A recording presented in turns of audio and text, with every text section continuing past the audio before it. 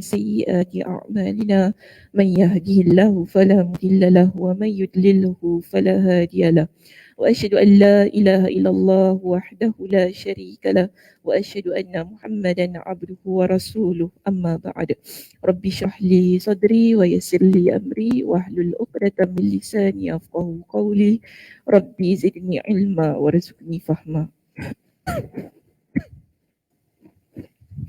اللهم إنا نسألك علما نافعا ورزقا طيبا وعملا متقبلا. Assalamualaikum warahmatullahi wabarakatuh. Okey, apa khabar? Semua sihat? Ustazah tak sihat? Batuk. Itulah macam mana mengajar? Balik kita. Jauh Ustazah, belum start dia nak balik dah Ustazah. Baru beri salam ya. Itulah. Gatal dia tekak saya ni.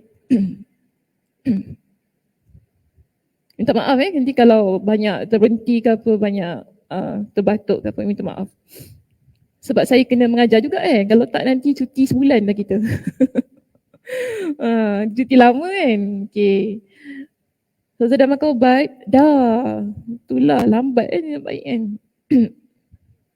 Tak tahu nak telan apa lagi dah. Macam-macam benda dah saya telan. Macam-macam ubat saya nak bagi surut batuk tu kan. Okey, kita nak mulakan pengajian di muka surat yang keberapa hari ni? 376. Bukan sudah selesai ke? 377 kan?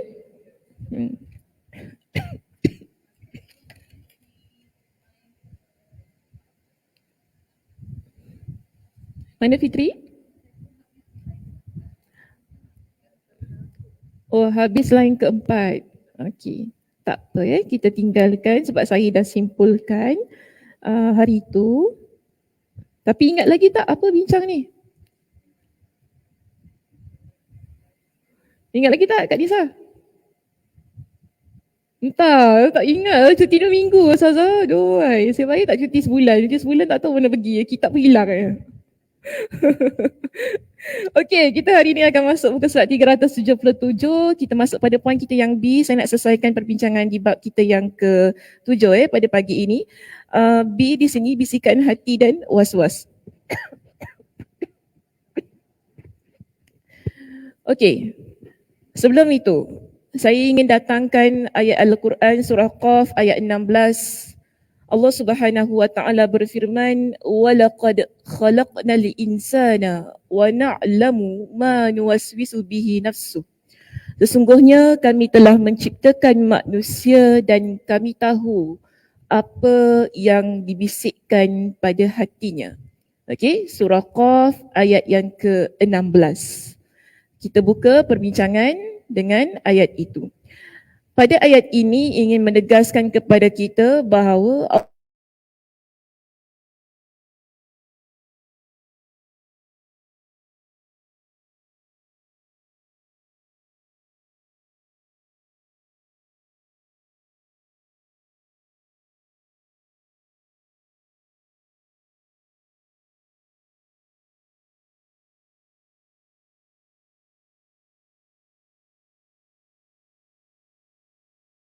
kita bisikkan ataupun apa yang dibisikkan kepada diri kita. Baik, seterusnya kita lihat pada perenggan pertama di sini.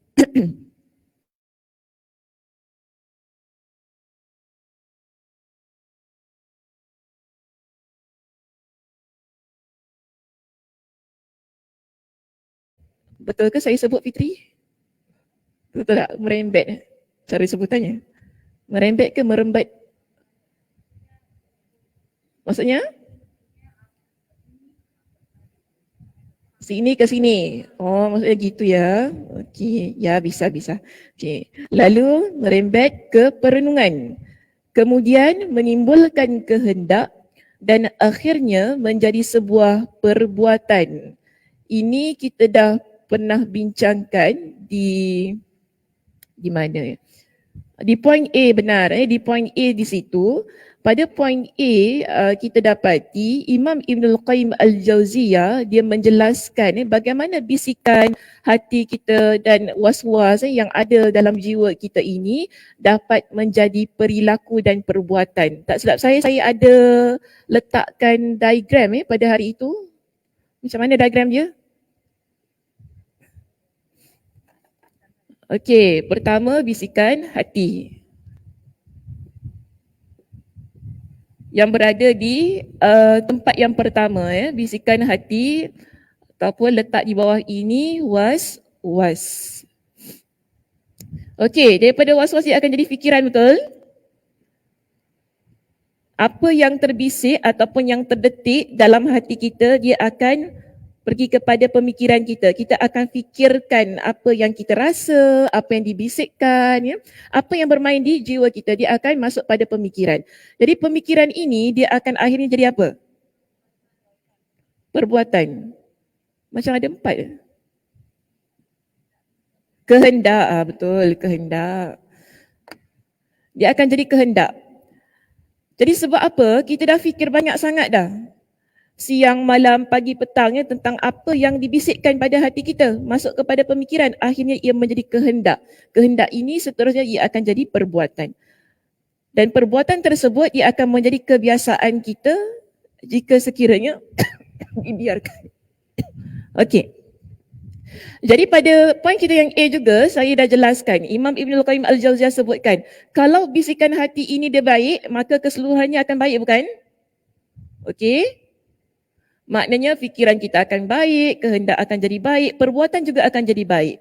Tapi sebaliknya, kalau sekiranya fikiran itu adalah fikiran yang bisikan itu adalah bisikan yang jahat, keseluruhannya akan menjadi jahat, fikirannya jahat, kehendaknya jahat, perbuatannya juga akan jahat. Maka sebab itu penting kita memiliki bisikan-bisikan yang baik dalam diri kita. Nanti saya akan jelaskan bagaimana untuk kita ni sebagai seorang muslimah memiliki bisikan-bisikan yang baik dalam hati kita. Namun yang penting sekarang kita nak bincangkan ialah tentang bisikan-bisikan jahat pada poin yang B. Di mana Imam Ibnul Qayyim Al-Jauziyah berikan kepada kita dengan dua, iaitu pemikiran, bisikan hati dan juga was-was. Baik, apa beza antara bisikan hati dan was-was?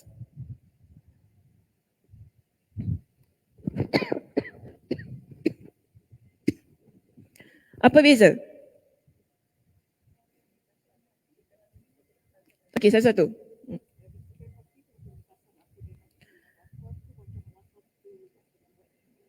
Bisikan hati macam lintasan dalam hati. Kalau was-was? Ragu-ragu. Contoh? Okey, angkat wuduk. Contoh bisikan hati dulu.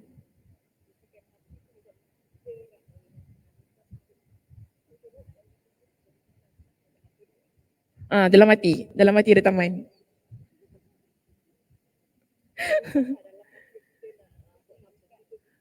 Terlintas dalam hati kita nak buat something. Nak buat ke tak buat? Nak buat ke tak buat? Kalau was-was dah buat. Contoh jadi ambil wuduk. Kemudian was-was. Ni dah basuh kaki ke belum? Biasa berlaku. Biasa. Ya. Saya ingat tahun lepas saya pergi umrah. bukan yang baru-baru ni, tahun lepas saya pergi umrah. Saya dah solat isyak. Lepas solat isyak, saya kata dengan adik saya, aku tak ambil wuduk saya tadi. Aku ambil wuduk ke tak? Saya cakap dia. Kita nak keluar ni. Buat umrah, grup dah tunggu kat bawah tau. Saya kata dengan saya, aku tak ingat aku dah ambil wuduk ke belum macam mana Sebab yang saya ingat, saya mandi, lepas mandi terus saya solat. Saya ingat macam gitu. Kan sebab kita nak pergi buat umrah masa tu pukul 12.30 malam. Saya kata, aku tadi solat isyak aku dah ambil wuduk ke belum? Tu adik saya kata, dia tengok ke saya. Tak apalah aku ambil wuduk balik. Saya solat balik. Sebab saya takut kan. Saya takut macam, yelah sebab kita nak buat umrah ni, tiba-tiba pula ada solat yang tak sah kan. Tu jadi kan. Jadi ini kita panggil sebagai was-was. Maksudnya kita dah buat satu perkara, tapi kemudian kita tak sure perkara ni adakah saya dah buat ke belum, sah ke tak sah. Contoh kita solat kan, berapa rakaat kita solat? Solat subuh tadi, solat subuh selalu ada was-was tak? Berapa rakaat? Kita tak ingat dah. Tak kisahlah, satu rakaat pun tak apa sebab mengantuk. Oh Isyak, kalau Isyak ni 3 rakaat ke 4 rakaat ke 5 rakaat dah aku buat ni, tak ingat dah. Jadi macam ini kita panggil sebagai was-was. Kalau bisikan hati tadi ialah sesuatu yang kita rasa kan, ini betul ke tak betul, dia macam tu. Okay, ataupun aku nak buat ke tak? Ataupun satu perkataan, ini dosa ke tak dosa lintasan begitu. Nak buat ke tidak? Kalau buat apa manfaat untuk aku? Dia bisikan-bisikan yang sedemikian. Jadi ini perbezaannya. Namun begitu, saya suka untuk memetik pendapat daripada kitab Al-Mawsu'ah Al-Fiqhiyah. Okey, kita ambil definisi was-was ini daripada kitab Al-Mawsu'ah Al-Fiqhiyah. Kitab Al-Mawsu'ah Al-Fiqhiyah ialah kitab yang memuatkan tentang hukum-hukum fiqh. Bila kita rujuk kitab ini, dia memberikan kepada kita dengan beberapa definisi tentang was-was. Baik, definisi pertama yang diberikan kepada kita, saya terangkan satu persatu terlebih dahulu. Baik, menurut pengarang kitab ini,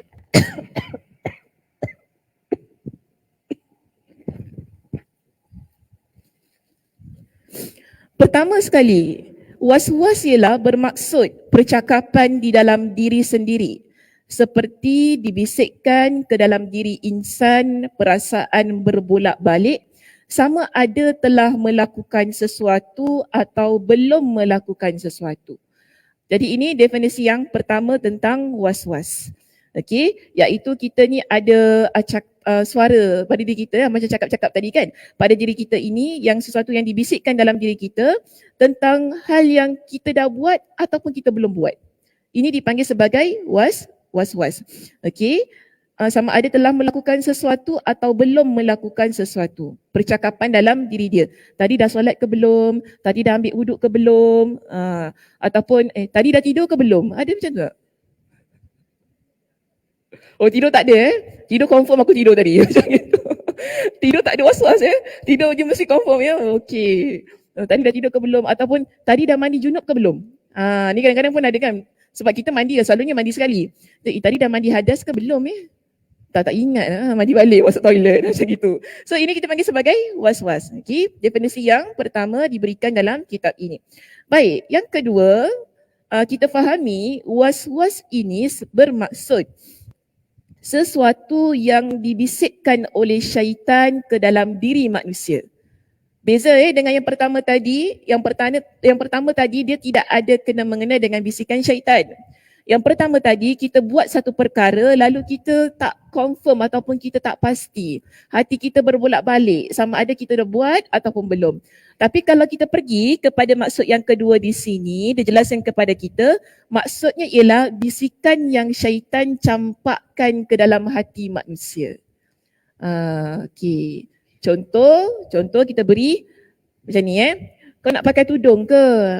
Nanti pakai tudung tak jambu, tak payah pakai tudung. Ni. Kita pun nak buat. Tadi kita nak buat ni.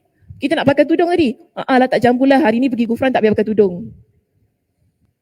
Jangan salah channel. Tak apalah, come as you are. Selalu ada perkataan itu kan. Come as you are. Tapi minta maaf saya tak suka perkataan itu. Maknanya datanglah sebagaimana kamu. Agama ini dia berunsur mendidik sebenarnya. Jadi bila seseorang dia nak mendekatkan dirinya kepada agama, maka dia perlu mendidik diri dia juga untuk menjadi orang yang mendekatkan diri kepada agama. Maknanya kalau kita datang masjid, kita tahu, walaupun kita tak bertudung muslimah, kita tahu saya nak pergi masjid, saya perlu berhijab. Keadaannya sedemikian. Maknanya kita faham tentang hal itu. Jangan kita kata tak payahlah pakai tudung, pergi je lah. Ataupun contoh, pergi Mekah Madinah, tak payahlah pakai tudung. Kalau pergi Mekah Madinah pakai tudung boleh? Tak pakai tudung boleh? Tak pernah nampak? Tak pernah nampak? Saya baru nampak. Okay. Sebab sekarang hukum sekarang dia dah banyak longgarkan di sana. Bukan tak pakai tudung apa, dia cuma pakai macam selendang gitulah tutup. Tapi kita praktikkan je lah. Bila kita pergi ke masjid, kita tahu ini tempat ibadah, maka kita kena tutup dengan sebaik-baiknya. Dia bukan semata-mata bila nak nikah je tutup kepala ini kadang-kadang ada orang yang begitu. Nak nikah, ingatkan dah pakai tudung. Lepas nikah, wah hura-huri. Mulalah gerbang sana gerbang sini pakai sanggul dan sebagainya. Jadi itu kita tak menepati. Ataupun bila nak pergi kubur baru pakai tudung. Kenapa pergi kubur pakai tudung ya? Itu pun saya pelik juga. Tak tahulah, selalu dekat TV tunjuk gitu. Bila orang meninggal pakai tudung. Orang tak meninggal tak payah pakai tudung. Kenapa? Tak tahu. Tak tahu. Tak tahu kan? Tak tahu. Pelik tak? Pelik. Betul, pelik. Saya pun pelik. Kenapa kalau time nikah kita pakai tudung? Lepas nikah bersanding tak pakai tudung? Minta maaf di rumah, di sini kalau kasar teguran saya. Tapi ini satu perkara yang perlu kita fikirkan kerana ia hukum. Hukum ini kena jelas. Bila ia wajib seterusnya. Dia tak ada on and off. Kita tak ada namanya pakai tudung part time, tak ada namanya solat-solat part time ni, tak ada. Okay? Jadi kita lihat begini. Banyak situasi yang ditampilkan kepada kita bila nikah pakai tudung. Orang meninggal pakai tudung. Apa lagi keadaan? Pergi kubur pakai tudung. Balik kubur buka tudung. Tapi kenapa berlaku sedemikian? Wallahu a'lam bisawab. Balik pada diri masing-masing. Mungkin kita kata, saya nak menghormati tempat ini. Saya nak membuka lembaran baru dalam kehidupan. Hormatlah ya, ada orang mati dan sebagainya. Okeylah, itu betul. Cuma dalam keadaan yang sedemikian kita perlu faham. Penutupan aurat ia perlu berjalan seterusnya ataupun selamanya. Mungkin kita boleh lihat ia sebagai sesuatu yang mendidik diri kita lah. Itu sahaja. Yang mendidik diri kita untuk berhijab. Namun dalam beberapa keadaan kita juga perlu terapkan dalam hati kita ini bahawa hijab adalah sesuatu yang wajib yang perlu dikenakan oleh setiap muslimah yang beriman. Akil baligh bukan gila. Faham maksud saya? Maknanya kita berakal. Bila namanya seorang muslimah yang berakal, beriman kepada Allah, wajib bagi dia setelah dia akil baligh tu menutup auratnya. Budak kecil tak apalah, dia nak pakai macam mana pun kan, nak pakai skirt ke apa tu tak apa, tak masalah. Tak payah kena kecil-kecil pakai skirt tak apalah budak kecil. Kalau seorang sakinah pakai skirt tu boleh lah cakap. Tak dapat bayangkan saya ingat dulu arwah abah saya memang tegas dengan saya. Memang tegas. Saya tak pakai tudung daripada kecil, saya kata. Okay, tapi bila saya masuk madrasah kan, arwah abah saya memang tegas. Tak boleh pakai itu, tak boleh pakai ini. Memang betul dia jaga aurat anak perempuan ni, dia jaga. Lagipun mungkin sebab niatnya nak supaya saya jadi ustazah lah itu. Daripada kecil selalu cakap dengan orang, anak saya ustazah, alhamdulillah ya. Jadi doa ucapan dia. Mana-mana keluarga kalau jumpa kecil-kecil kan, padahal bahasa tu baru K2. Betul, baru K2, baru primary 1. Kita biasa akan berubah kan cita-cita kita kan. Tapi arwah abah saya kalau dia jumpa mana-mana family members kata kan, anak saya ni Sakinah, insyaAllah ustazah. Selalu cakap gitu, Masya Allah. Kan dia jadi macam mungkin berkat doa orang tua ni kan, dia selalu cakap yang baik-baik untuk kita. Jadi benda tu melekat, alhamdulillah. Cuma tadi saya nak kata, bila syaitan ini dia membisikkan sesuatu pada diri kita, ini juga dipanggilkan sebagai was-was. Okay, sebab itu dalam Al-Quran, bila Allah Subhanahu Wa Taala menceritakan tentang Nabi Adam ini, syaitan dan iblis datang, dia bisikkan kan kepada Nabi Adam, Allah gunakan perkataan fatuwaswis, menggunakan perkataan was-was, okay, kepada dalam ayat tersebut. Baik, kita lihat di sini. Itu definisi yang ketiga saya berikan. Kita ada definisi yang yang kedua tadi. Kita ada definisi yang ketiga. Di mana Allah Subhanahu Wa Taala, pada definisi yang ketiga ialah apa yang dibisikkan ke dalam diri manusia ketika melakukan sesuatu perkara kepada tahap yang terlalu berhati-hati, sehingga apabila telah melakukan sesuatu dia akan mengulangi perkara itu secara berlebihan dan keterlaluan. Ini dia bukan, kita kata dia bukan sebab saya dah buat ke belum. Dia beza dengan yang pertama. Yang ketiga ini dia dah buat tapi dia rasa macam tak sempurna. Contoh, dia dah ambil wuduk, alamak macam tak sempurna wuduk saya kan, dia ambil lagi. Dia dah kali kedua dah ambil, macam tak kena dia dah ambil kali kedua tau. Tapi tanta kaki ni macam tak sempurna. Dia kata dia ambil lagi wuduk dia daripada A sampai Z. Terus berulang-ulang. Maknanya di sini dia kata dia adalah sesuatu yang mula-mula dia nak berhati-hati. Tetapi kemudiannya bisikan-bisikan yang begini ia menjadi hal yang berlebihan. sehingga menyusahkan diri dia. Okey, so itu 3 definisi was-was yang kita petik daripada kitab Al-Mawsu'ah Al-Fiqhiyah. Pertama apa tadi? Dah sudah, dia tanya balik pertama apa tadi? Yang pertama apa tadi?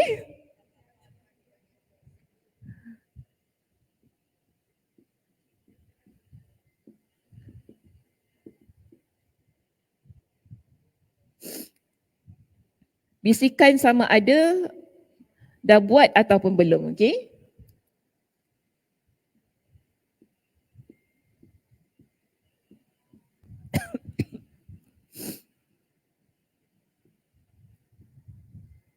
Atau belum. Yang kedua, was-was dari syaitan. Bisikan tukar.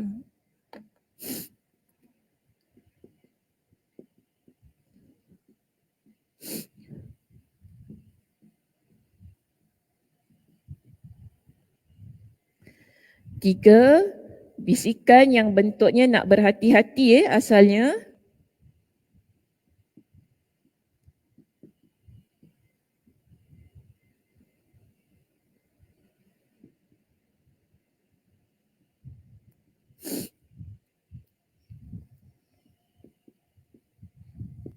Tapi kemudian ia buat secara berlebihan dan berulang kali.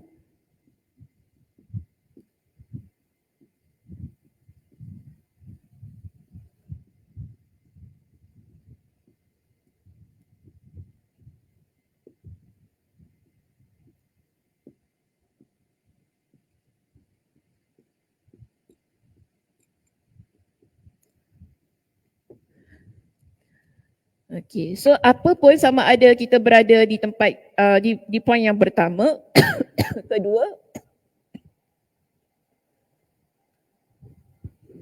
di poin yang pertama, kedua ataupun ketiga, semua ini kita faham ia sebagai maksud was-was. Menerusi apa yang telah kita petik daripada kitab Al-Mawsu'ah Al-Fiqhiyah.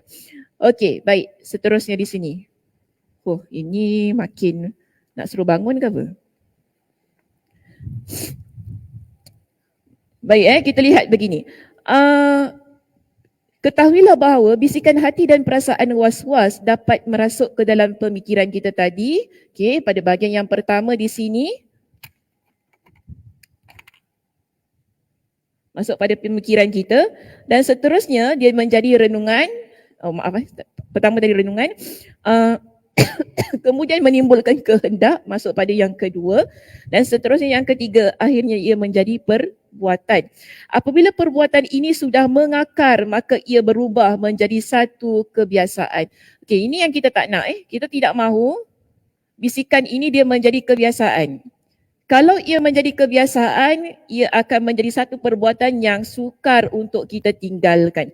Sebab tu pada perenggan kita yang kedua di situ dia jelaskan kepada kita begini.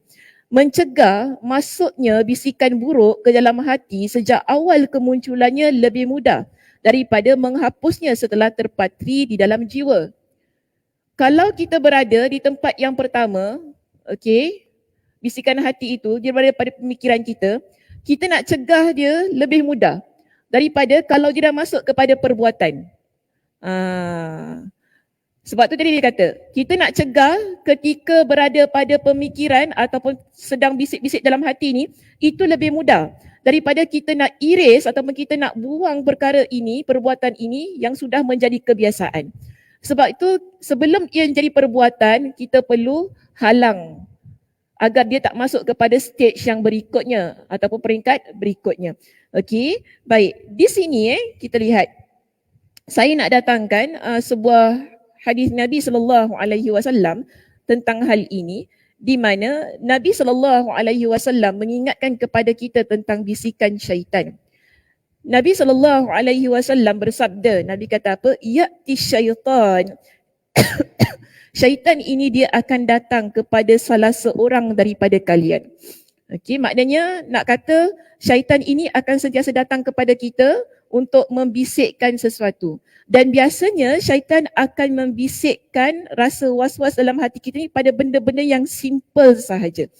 Contohnya Nabi kata begini, fayaqulu man khalaqa kadza, man khalaqa kadza.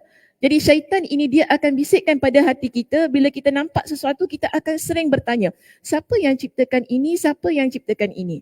Okey, kita fikir, siapa ciptakan ni macam mana jadi kemudian apa jadi lepas tu kenapa dia jadi apa punca dia fikir begitu. Akhirnya Nabi SAW kata apa? Hatta yaqulu, sehingga syaitan itu dia akan bisikkan kepada kita, man khalaqa rabbak, siapa yang ciptakan Tuhan engkau. Kita boleh fikir begitu? Siapa yang ciptakan Allah, boleh fikir gitu?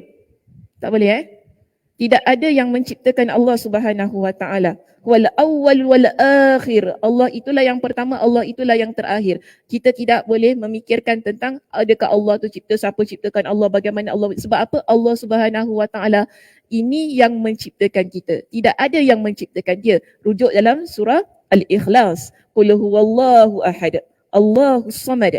Ini tentang akidah kita. Okay, surah Al-Ikhlas. Kalau kita fahami tentang surah Al-Ikhlas itu, kita akan tahu bahawa di sana bagaimana sifat-sifat Allah Subhanahu Wa Taala yang Maha Agung.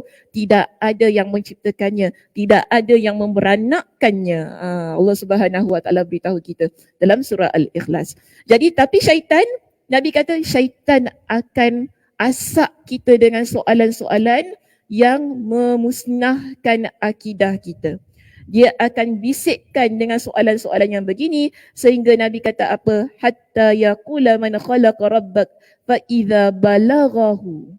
Tapi bila kita dah sampai kepada pemikiran yang begitu, ada dua perkara yang Nabi ajarkan kepada kita. Tadi kita dah fikir macam-macam kan? Siapa ciptakan ini, siapa ciptakan itu. Akhirnya mungkin saya kata syaitan pun membisikkan kepada kita, Sakinah, siapa ciptakan Allah? Kita terfikir gitu kan? Siapa ciptakan Allah? Kalau mak ayah aku keluar daripada mak ayah dia, aku keluar daripada mak ayah aku, tantah Allah tu keluar daripada mak ayah dia tak? Okey, ini syaitan. Syaitan dia cuba merosakkan pemikiran kita untuk menyamakan Allah dan makhluk. Tapi Nabi SAW ingatkan kepada kita, fa'idha, kalau sekiranya sudah sampai kepada tahap begitu, satu, falyasta'iz billah, hendaklah kamu berlindung kepada Allah. Maksudnya apa? Ucap isti'adzah. A'udzu billahi minasyaitonir rajim. Okey, pertama.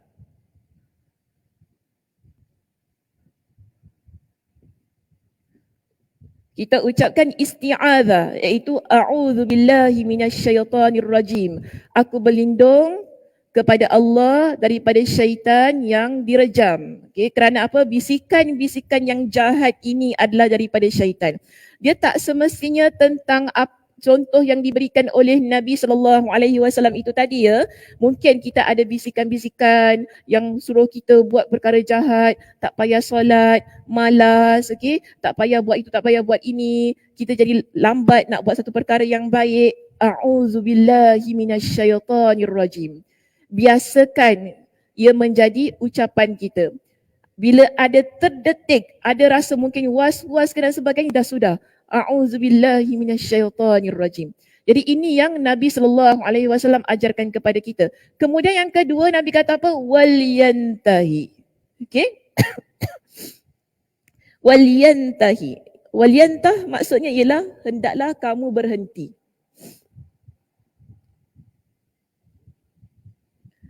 Berhenti maknanya ialah kita stop daripada fikirkan tentang apa yang sedang kita fikirkan. Bila kita rujuk dalam syarah yang dikemukakan oleh Imam An-Nawawi dalam kitab Syarah Sahih Muslim, Imam An-Nawawi dijelaskan begini. Bila Nabi SAW kata waliyantah, hendaklah kamu berhenti, bermakna hendaklah kamu berpaling daripada hal yang boleh membesarkan lagi rasa was-was itu. Wal yubadir ila qata'iha bil ishtighal. Cik terjemah? Apa nak bahasa Melayu dia ni? hendaklah macam mana je. Okay, berpaling je lah, senang guna ayat tu kan. Hendaklah engkau lari, okay, lari daripada perkara itu untuk kita stopkan. Maknanya kita mesti stop, kita pergi ke tempat lain ataupun kita buat perkara-perkara lain, kita sibukkan diri kita. Ini maknanya kita berhenti. Maksud sibukkan diri ialah sibuk dengan perkara-perkara yang baik. Berzikir, baca Al-Quran, kan?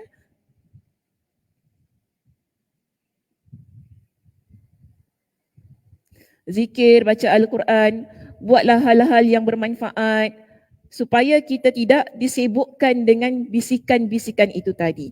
Jadi Nabi SAW ajarkan kepada kita dengan dua kaedah tersebut untuk menghentikan bisikan syaitan agar dia tak masuk menjadi pemikiran kita, menjadi kehendak, akhirnya nanti dia menjadi perbuatan. So apa-apa keadaan tentang bisikan-bisikan yang jahat ini, pertama sekali kalau kita tahu ini adalah perkara yang tidak baik, yang boleh merosakkan akidah kita ataupun boleh menjerumuskan kita kepada perkara maksiat. A'udzubillahi minasyaitanirrajim. Biasakan pada lidah kita dengan ucapan tersebut. Okey, seterusnya. Jadi dikatakan tadi, kita nak cegah dia daripada awal itu lebih mudah. Lebih mudah tak ucapkan a'udzubillahi minasyaitanirrajim? Mudah. Daripada kalau dah jadi perbuatan dan kebiasaan? Susah. Kak Ani dah giling kepala susah.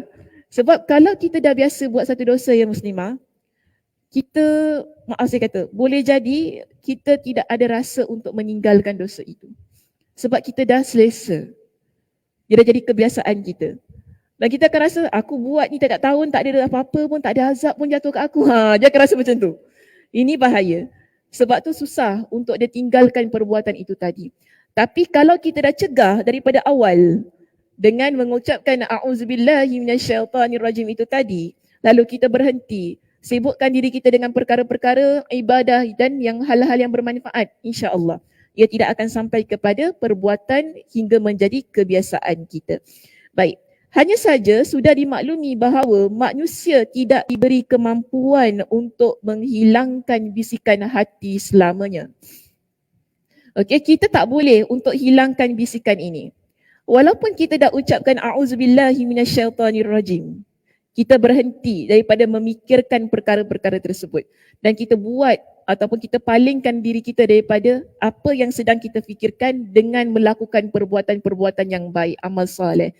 Tapi kejap lagi mungkin dia datang lagi kan, bisikan itu. Betul tak? Okay, esok ke, lusa ke, dia akan sentiasa datang kepada diri kita. Kita tak boleh berhentikan tapi kita boleh kawal. Okay, kita tak boleh berhentikan bisikan syaitan tapi kita boleh mengawal bisikan itu.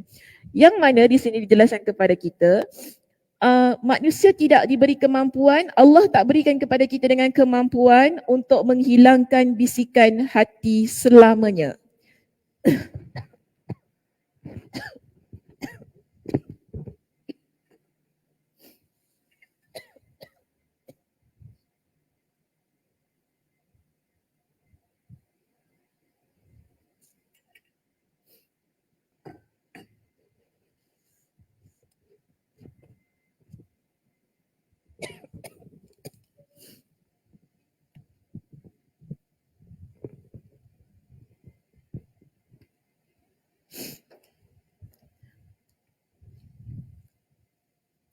Okey, kenapa tak boleh nak hilangkan bisikan hati selamanya dekat situ? Dia kata begini sebab bisikan itu terus menyerang hati dan tidak pernah berhenti.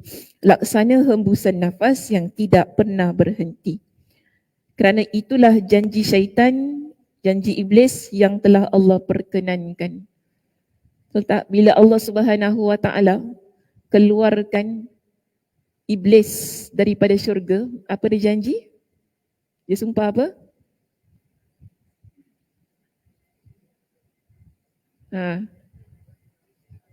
Sesatkan manusia. Okay. Dia kata kepada Allah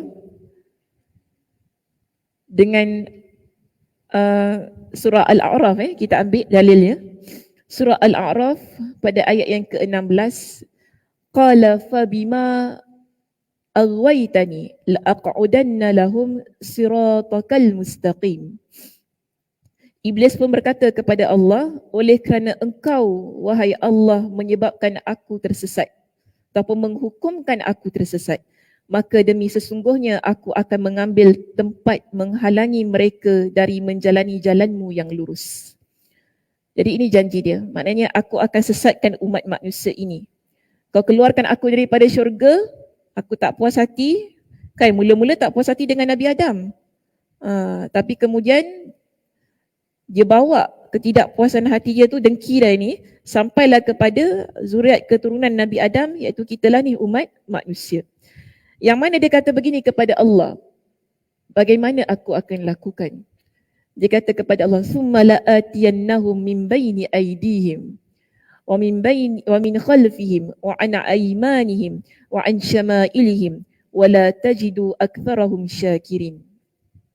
Aku akan datangi manusia ini daripada arah depan. Aku akan datangi mereka daripada arah belakang. Aku akan datangi mereka daripada kanan dan kiri. Dan engkau tidak akan mendapati manusia ini menjadi hamba engkau yang bersyukur. Ini sumpah dia. Allah perkenankan? Ya, Allah perkenankan. Allah kata, okey, silakan. Aku bagi. Kau bisikkanlah apa saja kepada manusia ni daripada pelbagai arah. Tak ada masalah, Allah kata. Bila Allah dengar ungkapan sumpah syaitan iblis ini, Allah kata kepada dia, qala khruj minha madhuman madhura. Kau keluar daripada syurga ini dalam keadaan yang terhina. Okay? Dalam keadaan yang terusir dan terhina. Kau keluar daripada syurga ini. Yang mana Allah kata, laman tabi'aka minhum la amla'anna jahannama minkum ajma'in. Siapa yang ikut engkau? Sebab tadi Allah dah bagi kan, okey. Kau kata engkau nak sesatkan manusia daripada pelbagai arah. Depan, belakang, kanan, kiri, dipersilakan. Siapa yang ikut engkau, aku akan masukkan mereka bersama-sama dengan engkau dalam api neraka. Ini janji Allah kepada syaitan, kepada iblis itu tadi. Sebab itu, bisikan syaitan ini dia terus menerus ada pada diri kita. Dia tidak akan berhenti hingga hari kiamat. Hingga kita mati. Allah berikan kelonggaran kepada syaitan untuk berbuat sedemikian. Dan Nabi SAW ingatkan kepada kita, inna syaitana qa'ada libni adam bi atruqihi. Syaitan ini dia akan menghalang-halangi anak Adam ini dengan pelbagai macam cara dan jalan. Sebagai menyokong surah Al-A'raf ayat 16 hingga 18 itu tadi, saya datangkan hadis riwayat Imam Ahmad dengan sanad yang hasan li ghairi. Nabi kata apa? Syaitan ini dia akan sentiasa menghalang-halangi jalan anak Adam. Pertama, saya rasa biasa saya baca hadis ni. Pertama, Nabi kata, syaitan dia akan menghalang kita ini pada jalan Islam. Itu yang tadi tu, yang Nabi kata, sampaikan dia akan tanya kepada kita, okey, siapa yang ciptakan Allah? Ini yang pertama, maknanya akidah. Syaitan akan halang engkau daripada jalan Islam. Sampai kita rasa takut untuk jadi penganut agama Islam yang terbaik, yang menjalankan perintah Allah Subhanahu Wa Taala. Kan dia akan kata kepada kita, susah tau nanti kalau ni Islam ni kena sunat. Macam tu kan. Dia bagi sekarang tu kan. Ada saya dengar orang takut nak masuk Islam sebab nanti takut kena sunat dan sebagainya. Tak apalah, itu cerita lain. Susah tau nanti masuk Islam, nanti laki kau boleh kahwin 4. Kan? Agama Islam ni susah tau, kena solat 5 waktu sehari semalam. Dia akan buat kita rasa begitu sampai kita leceh agama ni. Kita akan tinggalkan. Ataupun kita ni yang sedia Muslim ni, yang dah memang born Muslim ni kan, kita akan rasa, dia akan kata, susah jadi orang Islam ni kan, kau tak rasa susah ke? Kena solat, bangun subuh pagi-pagi, orang tengah tidur berdengkong-dengkong, kau nak kena bangun nak pula pagi-pagi kan, leceh apa? Tak payah ni semua. Leceh. Lebih baik aku jadi liberal. Dia betul kan? Dia tukar. Kita betul leceh. Jadi ini kerja syaitan. Dia bisikkan. Macam tadi Nabi kata, kalau itu berlaku, a'udzubillahi minasyaitanirrajim. Okey, a'udzubillahi minasyaitanirrajim. Kita ucapkan begitu, dia akan pergi. Nabi SAW ingatkan kepada kita, kalau orang ini, bila syaitan ini dia tak berjaya menghalang kita pada jalan Islam itu tadi, maknanya kita ni dah jadi orang yang mana betul-betul pegang teguh dengan agama. Syaitan bisik macam mana pun kita tak beranjak daripada keislaman kita. Nabi kata apa? Dia akan bisikkan kita pada jalan jihad. Pada jalan hijrah. Hijrah dulu yang kedua. Hijrah ni maksudnya kita nak ubah diri kita daripada hal yang tidak baik kepada hal yang baik. Ataupun kita dah sedia baik ni ya muslimah, kita nak ubah menjadi yang lebih baik keadaannya sedemikian. Tapi syaitan laknatullah dia akan menghalang kita. Kita nak jadi baik, mungkin dulu kita jahat. Bila kita jahat ni kita ada rasa tau. Bagi saya setiap manusia dia ada rasa nak kembali kepada fitrah. Okey, kita sentiasa ada rasa nak kembali kepada keadaan kita yang baik. Kita rindu nak jadi baik. Kita rindu nak jadi orang ataupun jadi muslimah yang baik. Tapi mungkin kita rasa kita tidak ada kekuatan. Kita rasa kita ni jadi orang yang tak payahlah untuk buat perkara yang baik itu kerana susah, leceh, kan? Nanti orang cakap apa? Nanti orang cakap apa? Bila kita nak berhijrah daripada perkara yang tidak baik kepada perkara yang baik, ia merupakan satu pengorbanan yang begitu besar. Bukan sedikit saya kata. Sama juga, bila kita ni dah sedia baik, kita nak jadi lebih baik. Itu pun bukan perkara yang mudah. Syaitan ni akan kata pada kita, dah sudahlah, jadi biasa-biasa je. Kau janganlah over sangat, nanti ekstrim. Contoh, saya kata, beri contoh ni. Kita pakai tudung dah cantik dah muslimah. Tapi mungkin kita nak pakai tudung yang labu sedikit. Okay. Kita dah pakai tudung cantik dah. Mungkin dulu kita pakai tudung kita yang nampak telinga. Maaf ya, saya berikan contoh begitu kan. Yang nampak telinga, nampak leher. Walaupun sampai sekarang memang ada lagi lah orang pakai begitu. Tapi itu bukan penutupan aurat yang sempurna. Tak apalah, bagi saya dia baru nak berjinak-jinak ya, dengan pemakaian itu tak menjadi masalah. Kalau bermula baru nak berjinak-jinak okey saja. Tapi jangan selamanya begitu. Kerana kita orang yang belajar, kita tahu bagaimana cara penutupan aurat yang betul. Bila kita makin lama makin belajar, oh rupanya pakai tudung tak boleh nampak telinga. Kan pakai tudung tak boleh nampak anting-anting ya. Jangan ting ting ting. Risau saya kalau kat depan saya, ya Allah, aku nak makan tengok kau punya anting-anting pun, ya Allah. Kan kita nak makan tu kita tengok anting-anting dia. Sebab apa? Antingnya terpelanting-pelanting kan. Bing, Zaza. Kita menjadi macam kita flip tudung lah flip, okay lah kau flip anting-anting, aku flip tudungnya. Yes. I also got my tudung. I can flip my tudung. You flip your earring, I flip my tudung. Ting ting. Macam tu kan. Tapi dia itu contohnya. Tapi itu kita kalau pakai tudung yang keluar anting-anting ni, itu bukan pakai tudung muslimah. Itu fashion namanya. Jadi kena hati-hati cara pemakaian. Ya, ataupun pakai tudung tapi nampak leher. Ni tak betul. Pakai tudung tapi tudung pendek nampak dada. Ni tak betul. Okay? Cara pakai tudung ialah labur. Melepasi dada kita. Begitu. Tutup depan belakang. Ini namanya tutup aurat.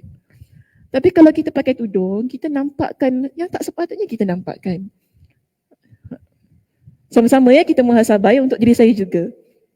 Okay, untuk diri saya juga. Sebab kita semua ada fatrah ataupun kita ada face. Ada cara-cara kita pakai. Dulu kita mula-mula berjinak-jinak kan, zaman-zaman mak kita dulu-dulu pakai serkup saja. Betul tak?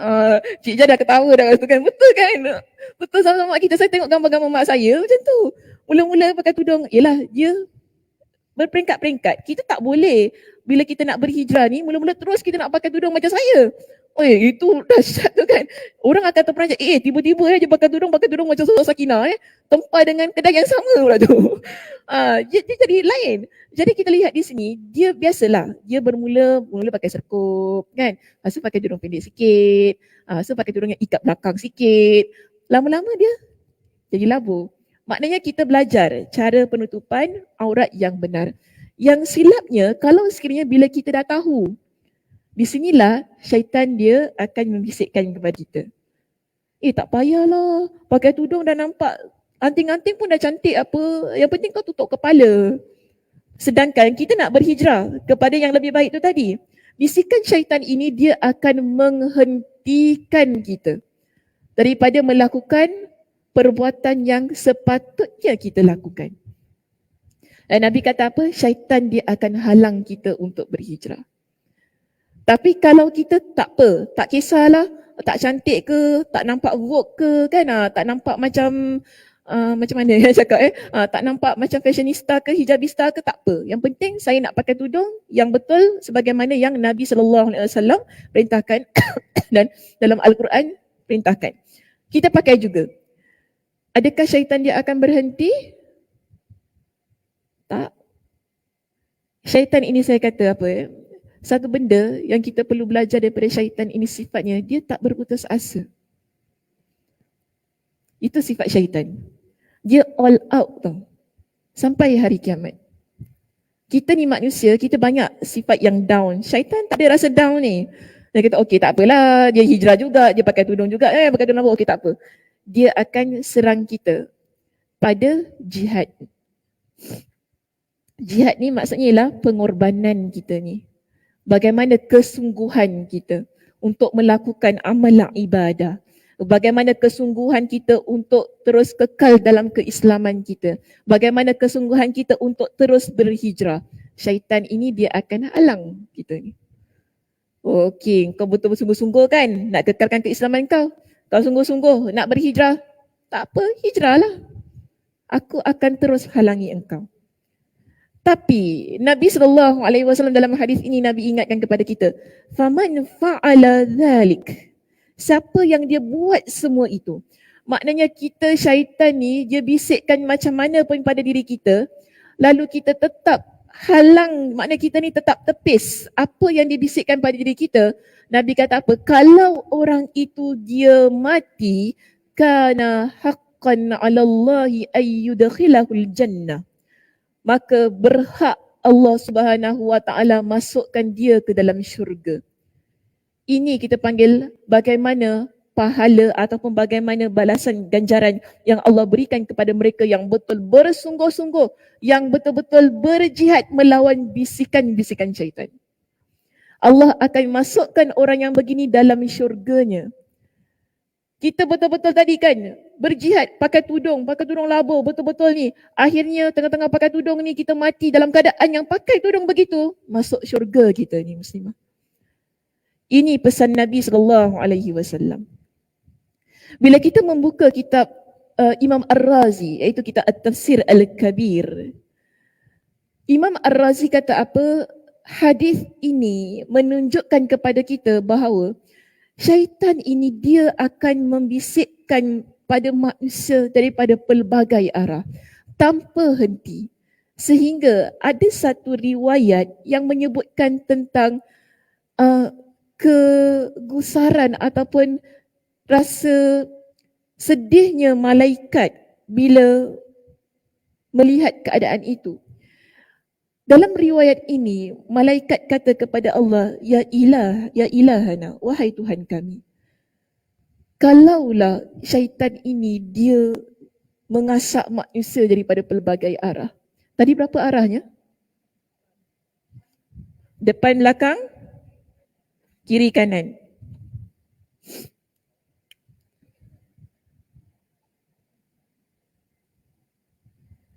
Empat kan? Jadi malaikat kata kepada Allah, wahai Allah, kalaulah manusia ini, syaitan itu asak dia daripada depan, belakang, kiri, kanan, bagaimana manusia ni ada kekuatan untuk menolak asakan-asakan ini ataupun bisikan-bisikan ini. Dia tak berdaya, wahai Allah. Okay, ini dialog malaikat dengan Allah Subhanahu Wa Taala. Imam Ar-Razi dia kata apa? Allah pun mengilhamkan kepada malaikat. Allah kata, ya betul. Aku berikan keizinan kepada syaitan, iblis ini untuk serang manusia daripada 4 arah. Tapi aku beri baki kepada manusia daripada 2 arah. Mana? Atas dan bawah.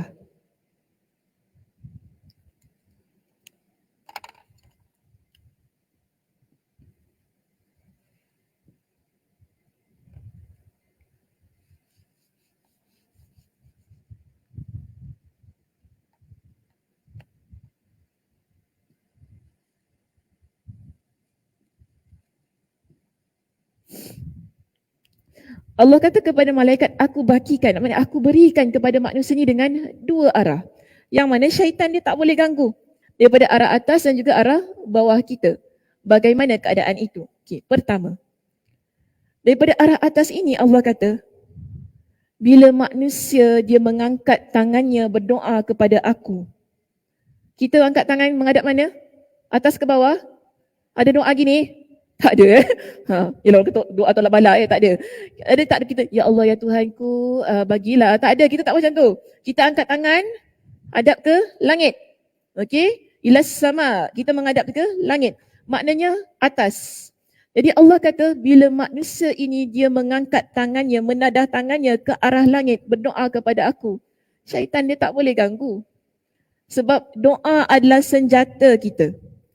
Okay. Kita tadi doa, a'udzubillahi minasyaitonirrajim. Ini doa kita kepada Allah Subhanahu Wa Taala. Pergi syaitan tu, lari syaitan tu, dia tak boleh ganggu kita. Okay, dengan izin Allah Subhanahu Wa Taala. Baik. Dari arah bawah Allah kata, aku ciptakan manusia ini dengan dahi. Dahi ni untuk apa? Sujud. Bawah ni, dahi ni kita guna untuk sujud di bawah ini. Jadi bila dia sujud dengan penuh khusyuk mengharap kepada aku, syaitan dia tak boleh ganggu manusia itu. Maknanya daripada kedua arah ini, atas dan bawah, dia adalah arah yang mana diperuntukkan untuk ibadah. Okay, ibadah kita kepada Allah Subhanahu Wa Taala. Jadi kita ada dua arah ini, nak buat apa Muslimah? Biarkan saja. Dua arah ini dia boleh jadi goyah kalau kita tak jaga ia baik-baik. Syaitan boleh saja masuk untuk musnahkan atas dan bawah kita ni. Atas dan bawah lain macam ya bunyi ya. Dari arah atas dan bawah kita ini. Okey. Daripada arah atas dan bawah kita. Okey, bunyi begitu. Apa Sakinah berbual daripada arah atas dan arah bawah kita. Syaitan boleh saja merosakkan kalau kita tak beribadah kepada Allah. Sebab itu doa ini ibadah. Sujud kita adalah ibadah. Kalau kita jadi hamba Allah yang salat, yang sentiasa kan sujud kepada Allah Subhanahu Wa Taala, yang sentiasa angkat tangan kita ini minta kepada Allah, maka kuatlah kita sebagai hamba Allah. Sebab itu mereka yang benar-benar taat kepada Allah, Allah jaga dia, betul tak? Banyak kali saya berikan dengan hadis ihfazillah yahfazka. Sampai Kak Ina hafal dah. Saya baca, dia pun baca sekali, Masya Allah. Itu pentingnya.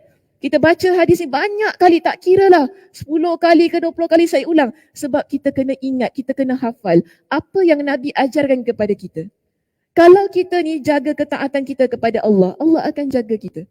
Kita jaga solat kita, puasa kita. Di mana sentiasa kita ni angkat tangan, berdoa kepada Allah, minta kepada Allah. Sentiasa dahi kita ni sujud dengan penuh khusyuk, dengan penuh rasa kehambaan kepada Allah. Allah akan jaga kita keseluruhannya, tak kira daripada arah mana sekalipun.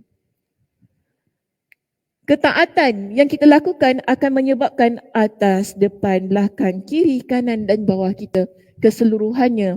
Orang kata ginilah, zahir dan batin kita Allah Subhanahu Wa Taala akan jaga. Syaitan dia tak boleh masuk pada pelbagai arah itu jika kita menjadi hamba Allah yang benar-benar menjaga ketaatan kita kepada Allah Subhanahu Wa Taala. Sebab itu dalam sebuah hadis Nabi sallallahu alaihi wasallam menyebutkan, Nabi kata apa? Sesungguhnya syaitan ini dia duduk bercangkung di atas hati manusia. Inna syaitan jathimun. Syaitan dia duduk bercangkung dalam hati kita ni Muslimah. Tapi apa yang buat dia pergi? Idza zakarallah, jika kamu ingat pada Allah. Okey, bila kita ingat kepada Allah, syaitan tu pun pergi. Tapi kalau kita ghafala, kalau kita lalai, inilah syaitan akan waswasa.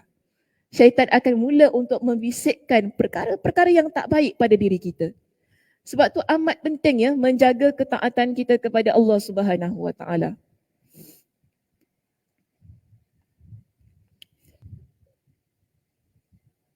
Hamba Allah yang taat, maka syaitan ini dia tak dapat menguasainya. Okay, syaitan tak dapat menguasainya. Sebab itu pada perenggan kita yang berikutnya disebutkan begini. Namun demikian, kekuatan iman dan akal dapat membantu seseorang untuk menerima bisikan yang baik. Okay, kekuatan iman dan akal kita tadi, di mana kita menjadi hamba Allah yang sentiasa beribadah kepada Allah, menjadi hamba Allah yang sentiasa menjaga keimanan kita kepada Allah Subhanahu Wa Taala, dan akal kita dipandu oleh keimanan. Keadaan-keadaan yang beginilah yang menyebabkan kita dijaga, okay, oleh Allah Subhanahu Wa Taala.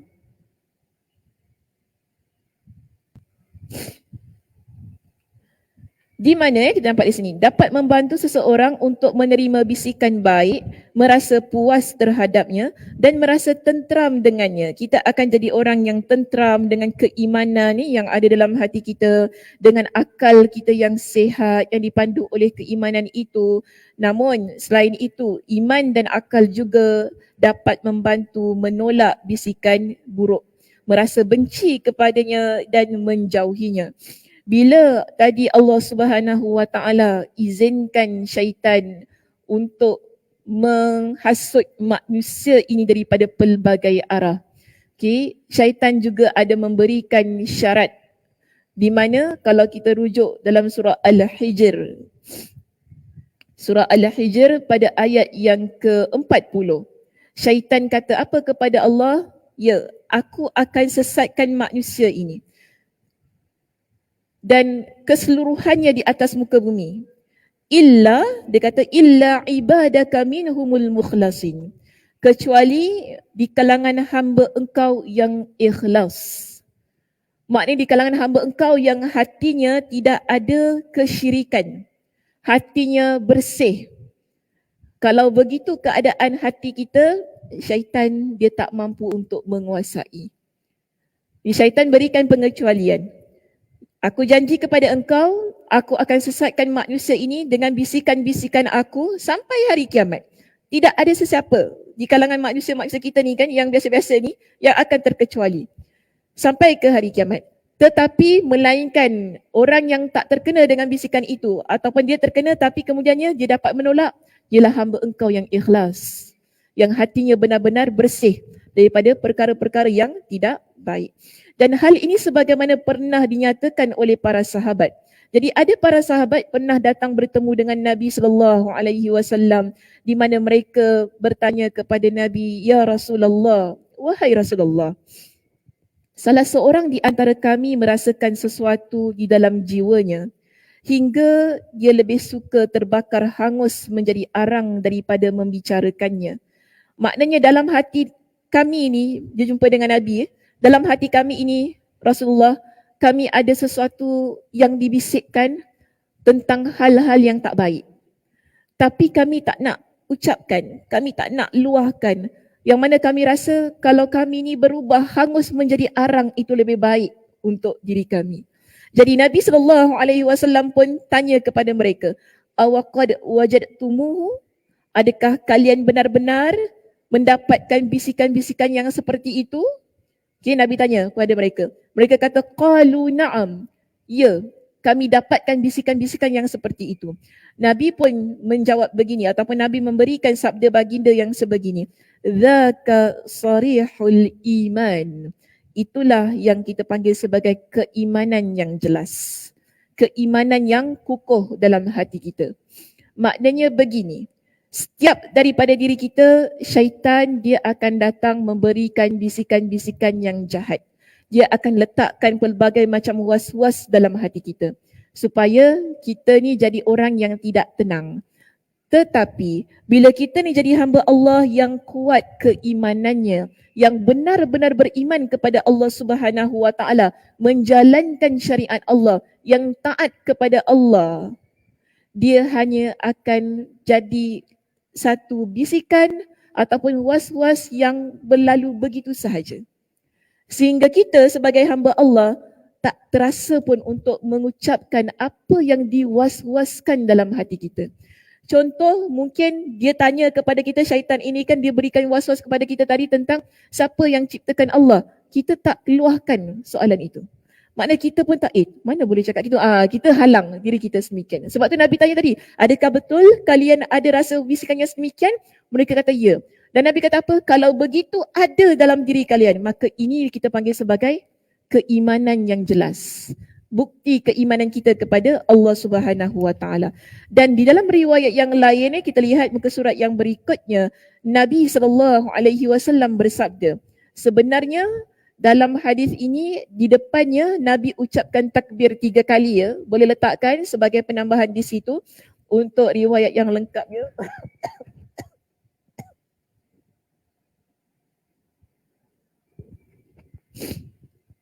Nabi ucapkan takbir sebanyak 3 kali. Allahu Akbar, Allahu Akbar, Allahu Akbar. Alhamdulillahilladzi radda kaidahu ilal waswasati. Nabi sebutkan takbir sebanyak 3 kali untuk menunjukkan kebesaran Allah Subhanahu Wa Taala. Kenapa sedemikian? Lalu Nabi SAW mulakan ia dengan pujian di sini, iaitu Alhamdulillah. Segala puji bagi Allah yang telah menolak tipu dayanya syaitan dengan menjadikannya sekadar was-was belaka. Sebab begini, kalau kita buat apa yang dibisikkan kepada kita, ia jadi tipu daya syaitan. Tapi kalau kita tak buat, kita kembali kepada Allah Subhanahu Wa Taala, ia hanya sekadar was-was bisikan-bisikan biasa sahaja yang ada dalam hati manusia. Sebab itu Nabi sabda di sini Alhamdulillah. Maknanya Allah tak kekalkan ia, tipu daya syaitan ini menjadi sesuatu yang kita akan buat. Allah Subhanahu Wa Taala ubah ia menjadi sekadar was-was sahaja pada diri manusia. Baik, ada 2 pendapat yang terkait dengan makna hadis ini ya. Saya nak tutup perbincangan hadis dengan 2 pendapat ini. Ada 2 pendapat terkait dengan makna hadis ini, iaitu pertama, penolakan hati seseorang dan kebenciannya terhadap tipu daya syaitan merupakan bukti kejernihan iman. Bila kita dapat menolak tipu daya, bisikan, was-was syaitan ini, itu bukti hati kita memiliki keimanan yang jernih, keimanan yang bersih tanpa sebarang hal-hal yang mensyirikkan Allah Subhanahu Wa Taala. Okey, itu yang pertama. Yang kedua, adanya perasaan was-was dan bisikan syaitan di dalam hati seorang hamba menunjukkan ketegasan iman. Kita lihat bisikan dan was-was syaitan ini sebagai sesuatu yang baik untuk diri kita. Kenapa? Kerana ini menunjukkan kita ada iman yang mantap. Syaitan dia okey saja kalau orang tu dia tak mantap keimanan. Kan? Senang kerja dia. Yang susah kerjanya ialah bila kita ni jadi hamba Allah yang mendekatkan diri kita kepada Allah. Ini susah. Sebab dia kena kerja double. Tapi kalau kita dah memang terpleot, gunakan. Kita dah memang diri kita dah memang tak betul, dah memang kita ni banyak buat maksiat, senang je dia duduk one corner je. Kan? Bisik sikit-sikit je lah. Buat. Buat. Kita buat. Senang je. Tapi kalau kita orang yang baca Al-Quran, kita orang yang solat, orang yang bangun tahajud, orang kata ranking kita tinggi. Yang datang pun ranking tinggi kan. Biasa orang katakan, orang kalau gini dia punya syaitan yang bisik je lagi ranking dia general. Besar. Gitu kan. Dulu-dulu lah mak saya kata, orang ni kalau jadi ustaz ustazah, syaitan dia pun besar juga tau. Betul juga. Saya tak nafikan itu. Syaitannya besar. Betul. Kita kalau lagi banyak, contoh kita lagi banyak mengajar, lagi banyak beramal, lagi banyak mengamalkan sunnah, lebih banyak nak mendekatkan diri kita kepada Allah, besar punya pemalas betul. Dia punya besar punya pemalas makin banyak tu pada diri kita. Kita sebab kita orang yang mengetahui. Kita kadang-kadang gini, tak apalah kalau aku buat dosa aku boleh bertaubat, aku tahu nak taubat macam mana. Syaitan. Dia akan bisik itu. Sakinah, kalau kau buat dosa lepas ni kau taubatlah, bukan kau tak tahu taubat macam mana, kau sendiri ajar orang banyak taubat kan. Syaitan dia gitu. Dia akan bisikkan dengan perasaan gitu. Saya pun pernah juga. Ada kita rasa, apa? Kita rasa, kalau aku buat pun bukan orang tahu pun kan. Kalau aku buat pun sekejap lagi aku taubat lah. Taubat ni dah tahu syarat-syarat, tahu macam nak buat kan. Kita ada rasa semikian. Tapi a'udzubillahi minasyaitanirrajim itu dia akan menjadi lafaz kita. Okey, biasakan. Dia akan menjadi lafaz kita untuk menolak bisikan-bisikan ni. Cuba kalau kita biarkan, betul juga, nanti boleh taubat, apa salahnya buat, bukannya load pun. Macam tu kan. Kita akan buat. kita akan terus buat perbuatan dosa tersebut dan akhirnya kita bertaubat kepada Allah Subhanahu Wa Taala. Syaitan, dia kata, senang juga aku ni, nak budak ni. Senang juga. Ini kita kata, syaitan itu, dia tidak akan membiarkan kita ni pada level mana sekalipun. Kita baru-baru berjinak nak belajar agama, ataupun kita ni jadi orang yang memang faham tentang agama. Bila syaitan dia memberikan bisikan-bisikan ini, okey, saya rumuskan begini ya muslimah. Ada dua sebab. Pertama, bukti kita memiliki keimanan kepada Allah. Okey, itu poin tadi yang pertama. Kedua, kerana kita ada iman yang mantap dalam hati kita. Keimanan yang mantap dalam hati kita ini menjadi penyebab dia nak runtuhkan apa yang kukuh itu tadi dalam jiwa kita. Sebab itu Allah Subhanahu Wa Taala turunkan kepada kita dengan surah An-Nas. Hafal tak surah An-Nas? Siapa tak hafal angkat tangan? Tahu tak surah An-Nas surah apa? Qul a'udzu birabbin nas. Oh, cakap lah qul a'udzu birabbin nas. Aku An-Nas mana aku tahu.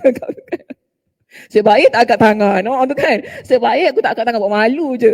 Qul a'udzu birabbin nas. Allah turunkan surah ini di mana dalam surah An-Nas Allah jelaskan kepada kita, kita ni berlindung kepada Allah daripada bisikan syaitan. Allazi yuwaswisu kena baca awal ya. Qul a'udzu birabbin nas, malikin nas, ilahin nas. Sampailah ke akhirnya lah kan. Yang penting nak kata di sini, Allah perintahkan kepada kita supaya kita ni berlindung daripada bisikan-bisikan syaitan yang tenggelam timbul. Syaitan itu sifatnya tenggelam timbul. Kerana apa? Hari ini kita baca a'udzubillahi minasyaitonirrajim, dia bukan hari inilah. Sekarang ini kita baca a'udzubillahi minasyaitonirrajim, dia hilang. Sekejap lagi datang balik. Itu sifat dia, tenggelam timbul. Yang mana dia membisikkan dengan rasa was-was dalam hati manusia. Fi sudurin nas minal jinnati wan nas. Tapi syaitan ini dia bijak. Biasanya dia gunakan dua makhluk untuk bantu membisikkan bisikan-bisikan ini pada hati manusia. Satu, dia gunakan manusia itu sendiri. Dua, dia gunakan jin. Okey? Sebab tu kita ada orang yang baik, orang yang jahat. Orang yang jahat ini biasanya dia akan buat kita rasa was-was.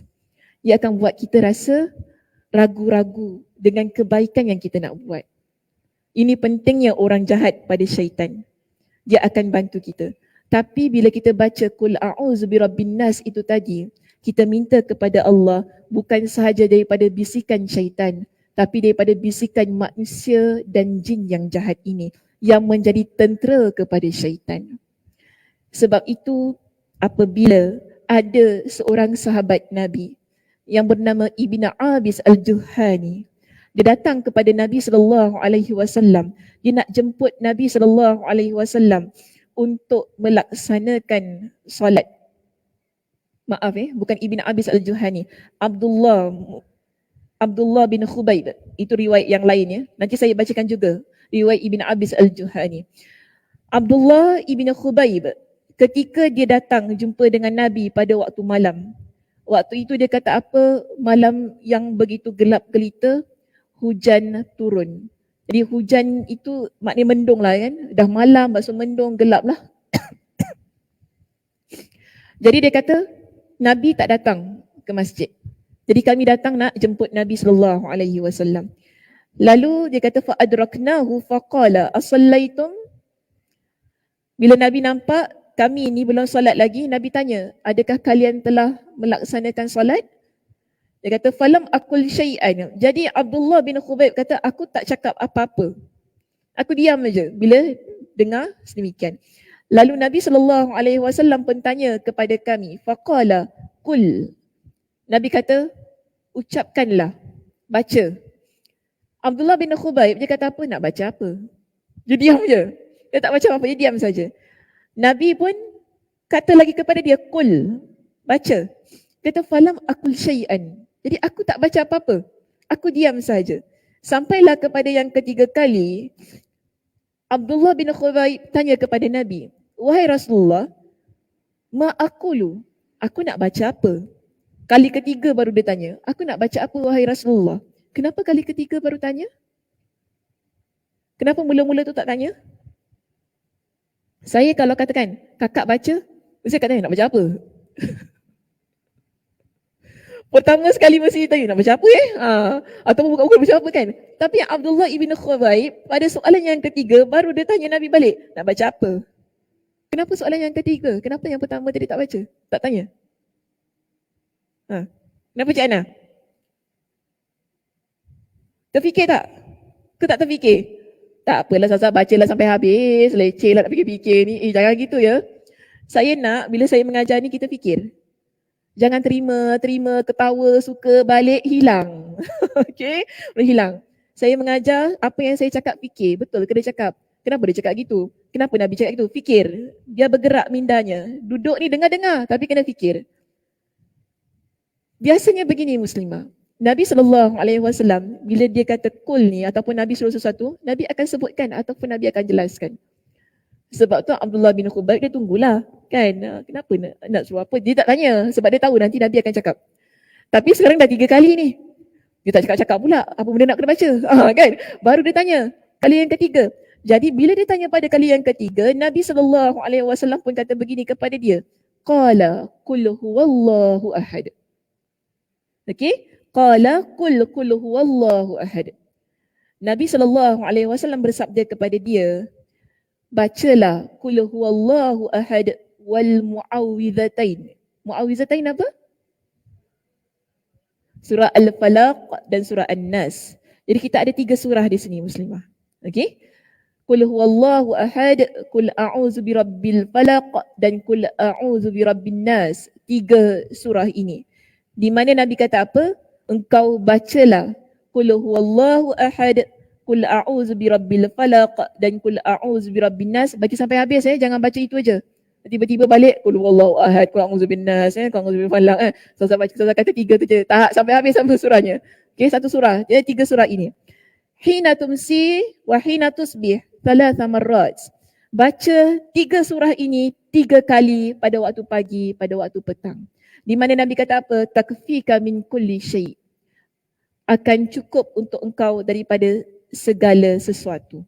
Maknanya engkau akan terpelihara daripada segala sesuatu yang tidak baik, termasuk bisikan-bisikan syaitan. Ini sebabnya lepas subuh kita baca 3 kul. Lepas asar kita baca 3 kul. Sebelum tidur pun ada riwayat kita baca 3 kul. Nak keluar rumah pun boleh kita baca 3 kul. Kerana 3 kul ini dia adalah pendinding yang paling ampuh. Sebab itu, saya datangkan riwayat Ibn Abis Al-Juhani. Nabi kata kepada dia, hendakkah engkau, aku tunjukkan kepada engkau dengan satu pendinding di mana ia merupakan sebaik-baik pendinding yang dibuat ataupun yang digunakan oleh orang yang nak mendinding diri dia. Jadi Ibn Abis Al-Juhani kata apa? Ya, wahai Rasulullah. Nabi kata kepada dia, Qul a'udzu birabbil falaq, qul a'udzu birabbin nas. Hataini surataini. 2 surah itu. Okey, 2 surah itu. Ia akan menjadi pendinding untuk diri kamu yang terbaik, yang sebaik-baiknya. Sebab tu bila ada sebuah riwayat menyebutkan, tak silap saya riwayat daripada Aisyah, dia kata bila turunnya Al-Mu'awwidhatain, Nabi menggunakan 2 surah ini untuk mendinding diri baginda SAW. Nabi tak gunakan doa yang lain. Nabi baca 2 surah ini. Okay, tapi boleh bacalah surah-surah yang lain kan, ayat-ayat yang lain, ayat-ayat pendinding yang lain yang diajarkan oleh Nabi SAW bagi membantu menguatkan lagi permintaan kita kepada Allah Subhanahu Wa Taala. Ingat ya, baca doa ini yang di atas tu tadi. Bila kita banyak minta kepada Allah, maknanya kita banyak mengangkat tangan kita minta kepada Allah, akan terjaga daripada arah atas. Bila atas kita terjaga, keseluruhannya akan dijaga, insya-Allah. Okey, mudah-mudahan begitu. Okey muslimah, itu saja perbincangan kita untuk pagi ini. Terima kasih di atas perhatiannya. Saya tutup dengan tasbih kafarah. Subhanakallahumma wa bihamdika asyhadu an la ilaha illa anta astaghfiruka wa atubu ilaik. Assalamualaikum warahmatullahi wabarakatuh.